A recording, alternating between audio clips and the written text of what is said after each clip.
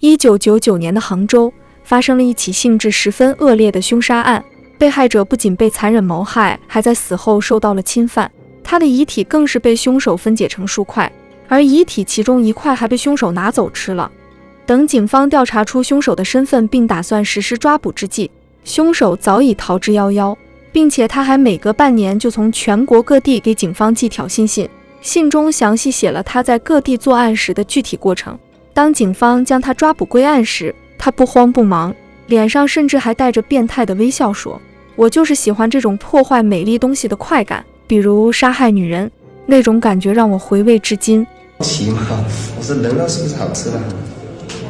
又割了一片。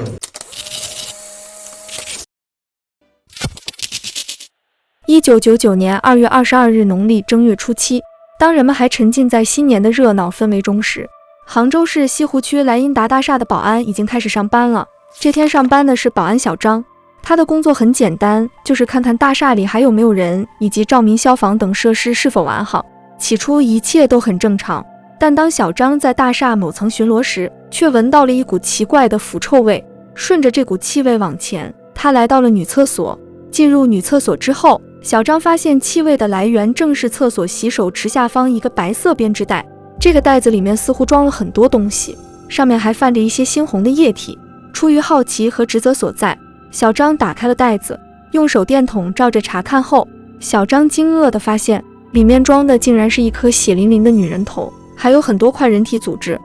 被眼前这一幕吓得魂飞魄散的小张，手脚并用地从女厕所爬了出去，迅速回到值班室，用电话报了警。杭州警方在接到小张的报警电话后，火速出警赶到了案发现场。经过排查这栋楼内的失踪人员，警方确定被害者是一名年轻女性，是这栋大厦一家公司的会计，姓刘，年龄在20几岁。因为手头有工作没做完，所以在3天前的晚上，他就被老板叫来公司加班了。但自从那天晚上以后，就再也没人见过他。之后警方就将这些人体碎块带回了警局，交由法医进行拼凑和检验。法医将刘会计的遗体拼接完整后，发现了一件让他匪夷所思的事，那就是拼接后的遗体居然少了一块肉。而根据法医的推断，刘会计的死亡时间大概是在36小时之前，也就是初4那天晚上。在其体内，法医还提取到了男性的精液，这说明被害者在被分解前还遭受过凶手的侵犯。随后警方就针对凶手的身份展开了调查。考虑到刘会计是大厦内一家公司的员工，所以警方首先就将怀疑的目光放到了同在这栋大厦工作的员工身上。正当警方对大厦内的员工一个个进行排查时，之前最先发现遗体的大厦保安小张为他们提供了一个怀疑对象，也就是他的同事，同为保安的刘超。小张说，几天前刘超找他借了500块钱之后就消失不见了，一直到今天本该刘超值班的日子，还是找不到他人。最重要的是，案发的初4那天也是他在当班。听完小张的描述后，警方连忙赶到刘超所住的保安宿舍准备调查，却被跟他住一个宿舍的室友告知，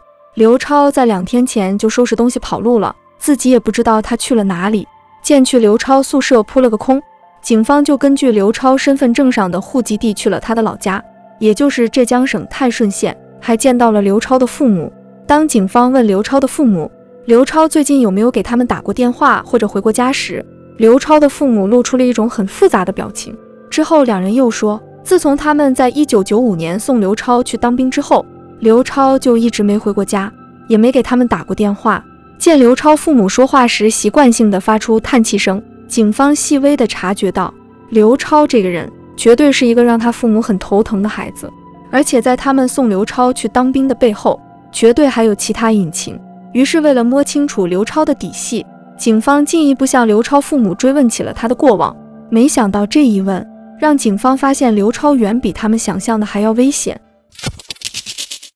通过刘父刘母之口，警方得知，刘超身高1.7米，1974年生人，时年25岁，上面有5个姐姐，是家里唯一的男孩。因为刘超在家排行最小，再加上农村重男轻女的观念，所以他从小就备受父母的宠爱。可是刘超生来就性格冷漠扭曲，和家里人也不亲近。上初中之后，他更是迷上了看18禁书刊和录像，不仅在家经常偷看姐姐洗澡，还和班里的女同学谈恋爱，并多次偷吃禁果。女生怀孕后，他又强行逼迫女生打胎。不仅如此，他还在学校里打骂同学，在家辱骂父母和姐姐们，令父母对他十分头疼。父母屡次对他劝说无果之后，只好在他18岁那年，也就是1995年，把他送去参了军，想着通过部队的磨练让他改掉恶习。一开始，部队那边来信称刘超在部队还算老实，大家对他的评价也都不错。可随着部队将他调往炊事班之后，局面就彻底发生了逆转。刘超进了炊事班之后，每天都过着杀猪宰羊屠牛烹鸡的日子，在他的手上沾满了家畜的鲜血。这些鲜血让刘超那颗本就不安分的心更加蠢蠢欲动。在刘超的幻想里，他杀的不是动物而是人，这样每日与血肉为伴的日子也让他内心越发的扭曲变态，并且他还时常与士兵们分享那些离奇而又诡异的凶案，还会在谈论到凶手是如何作案的时候激动到面目通红，双眼放光。除此之外，因为在部队里很难见到女人，所以刘超在还和士兵们讨论凶案的同时也会讨论女人。令人觉得不适的是，在谈论起女人的时候，他的用词极其下流和不堪入耳。时间一久，士兵们都觉得他脑子不太正常，都慢慢的疏远了他。1998年，部队那边再次来了信，说刘超因作风问题已经被部队开除了。离开部队之后，他就不知所踪了。后来刘父刘母见他没回家，就索性不管他了，任他在外面自生自灭。听完刘父刘母对于刘超的讲述之后，警方发现刘超这个人不仅性格冷漠扭曲，内心里或许还存有反社会的想法，这或许也是他谋害并侵犯刘会计的重要原因。调查完刘超的经历之后，警方就回到了杭州，并开始在杭州乃至全国到处搜寻他的踪迹。但可惜的是，半年过去了，警方仍然一无所获。就在案件陷入僵局之时，杭州警方突然收到了一封信。看到寄信人姓名的时候，在场所有人都立马高度警觉了起来，因为这个寄信人不是别人，正是警方苦寻不得的刘超。刘超在这封信上写道：警官们好，我是刘超，你们是不是很想破案抓住我？不劳你们费心，我自己送上门来了。昨天晚上我又回到了杭州，呼吸到了熟悉的空气，见到了久违的故人。今天晚上我会穿上我最爱的迷彩服去警局门口，祝你们好运。但就在杭州警方按刘超说的，在公安局门口蹲守他时，他却没出现。半年之后，刘超又寄了一封信到杭州市公安局，这次信的内容同样狂傲至极。警官们好，是我刘超，我现在到了东北还挺安全的，不过东北铁路治安还挺好的，差点就露馅了。就说这么多吧，以后再聊。刘超寄给杭州警方的2封信，刺痛着每一位办案刑警的心。可在当时那个刑侦技术手段不发达的年代，警方想要抓住一个既狡猾又居无定所的逃犯非常难。与此同时，刘超的前女友和以前开除他的部队也先后收到了他寄来的信件。在寄给前女友和部队的信中，刘超直接详细地叙述了自己的作案过程，还坦白说自己就是为了杀人而杀人，就是追求杀人的快感。又过了半年左右，刘超的第3封信又来了。你们想知道作案过程吗？那种感觉回味至今。你们知道杀一个人有多简单吗？我觉得比我在部队杀猪要简单得多。如果以后有机会详细讲给你们听，不过不知道有没有这个机会。从这些信的内容可以看出，刘超根本就没有把警方对他的通缉放在心上，他根本不怕被抓，之所以到处流窜，是他想在享受那种杀人之后的快感罢了。同时，根据刘超寄信的频率，警方发现刘超基本上会在一个地方待半年，待到半年期满要离开这个地方了，他就会给杭州警方寄一封挑衅信，寄完就会前往下一个地点。所以截至到2004年，他一共给杭州警方寄了8封信。2004年2月9日下午，还在苦苦寻找刘超下落的杭州警方终于得知了一个好消息。一名群众举报说，他看见有一个容貌举止特征很像刘超的人出现在福建省宁德市寿宁县。收到这个好消息之后，警方连夜出发，在2月10日上午赶到了寿宁县。到寿宁县之后，警方锁定了刘超的身份和住所。因为刘超体格壮实，警方又担心他身上携带杀伤性武器，所以警方就决定趁刘超戒备松懈的时候再抓他。制定好抓捕计划之后，警方就一直埋伏在刘超住所附近，等待合适的时机。10日下午3点左右，刘超出门了，并且脸上还挂着悠闲的笑容。见状，警方明白抓捕他最合适的时机来了，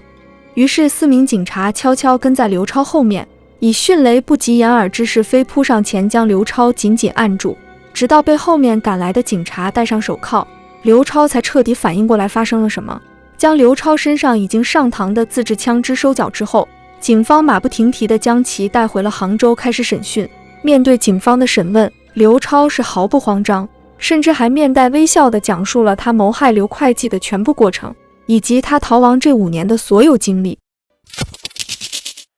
据刘超所说，他被部队开除之后就去了杭州，并凭借自己当过兵的身份应聘上了莱茵达大厦保安一职。1999年大年初4那天，正好是他值班。晚上他在莱茵达大厦巡逻时，发现了独自一人来加班的刘会计。看着漂亮柔弱的刘会计，刘超心里那股想杀人的劲立马就涌了出来，想到马上就可以亲手杀一个人了，刘超心里既兴奋又紧张。为了缓解紧张，他去买了一瓶白酒为自己壮胆。一瓶白酒下肚之后，刘超觉得自己可以实施计划了，于是他揣着一把匕首，尾随刘会计进入了女厕所。他把刀抵在刘会计的脖子上，笑嘻嘻地叫他脱去衣服。但此时的刘会计在闻到刘超一身的酒味之后，还以为他在开玩笑，所以并没有把他说的话放在心上，还问刘超喝了多少。见刘会计这样说，刘超就又重复了一遍叫他脱衣服的话。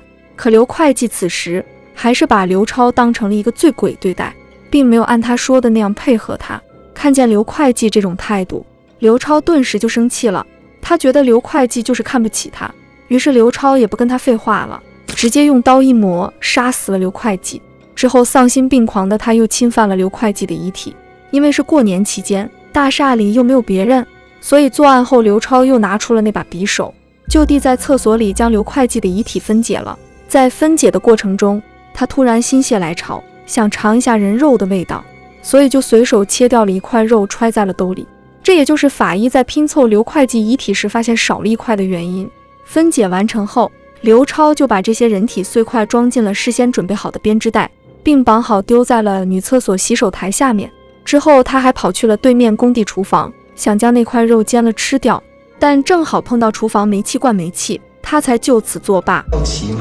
我说人肉是不是好吃的？切切的，准备着炒来吃一块，看看好不好吃。做完这一切之后，他又回到了保安室，去镜子前面照了一下，看看杀了人后自己会不会变得更凶更恐怖一些。可令他失望的是，镜子里的他没有任何变化。尽管杀了人没让刘超觉得自己变恐怖，但刘超还是从这次杀人中体会到了有前所未有的快感。他觉得自己完成了一件非常有成就感的大事，还计划如果这次杀人没被发现的话，就去另一个地方杀更多的人。刘超后面也确实这么做了。他离开杭州之后，于2001年2月29日逃到了浙江省江山市，并化名刘杰，在江山市解放南路一家旅馆住下了。刘超住进去之后，就听到房间里的电视正在播一条新闻。新闻说衢州地区治安比较好，警方的破案率很高。受此启发，刘超决定再杀一个人，而且他还选好了下手目标，那就是旅馆的老板娘。因为在他住进来之前，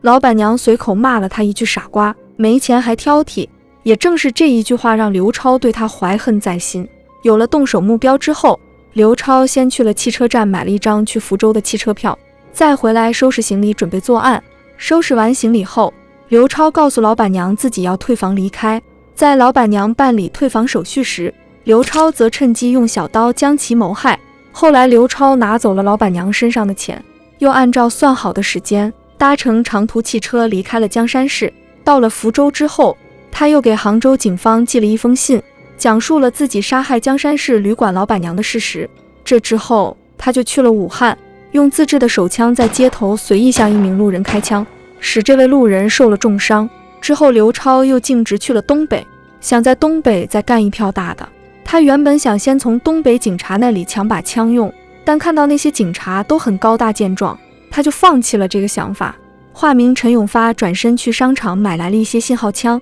买来信号枪之后，刘超利用自己在部队时学到的关于枪械的知识，亲手将信号枪改装并自制了9把手枪。据刘超自己交代，他在全国各地四处流窜，利用这9把自制的手枪前后杀了数十人。当警方问刘超为什么杀害最开始那个刘会计时，刘超表示，因为他人长得漂亮，气质和身材也很好，杀他符合他心中喜欢破坏一切美好东西的想法。这种破坏的感觉令他痴迷和欲罢不能，而且这是他天生就有的，他想改也改不了。随后刘超还补充道，为了更好的杀人，他做了充足的准备，不仅为了保持战斗力天天练武，还把枪随时揣在身上。在刘超向警方交代他的犯罪事实的同时，另一路警方去到了他的住所，在他的住所内搜查出了大量的桃色碟片以及警方破案的纪录片，如中国刑侦1号案、38大案纪实等等。警方将这些碟片带回去给刘超看时，他还兴致勃勃地向审问他的警察分享自己最崇拜的偶像杀人恶魔张军。张军被称为新中国成立以来的第一悍匪，也是震惊全国的重庆9·1大案的主谋。从1995年12月到2000年9月，以张军为首的犯罪集团流窜重庆、云南、广西等多个省份，先后杀害了26人，累计抢劫金额536万9千元。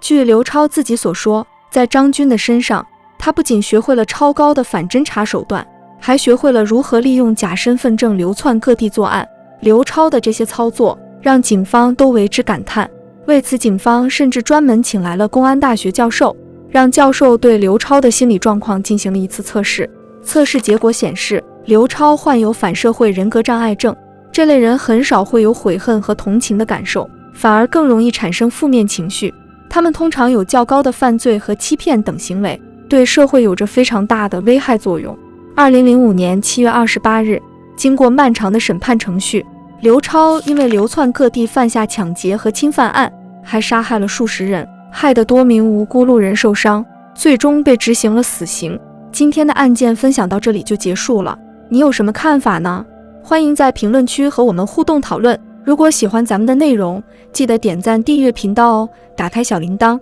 第一时间接收上新消息。感谢收看本期超级侦探，听离奇案件，品百味人生，我们下期再见。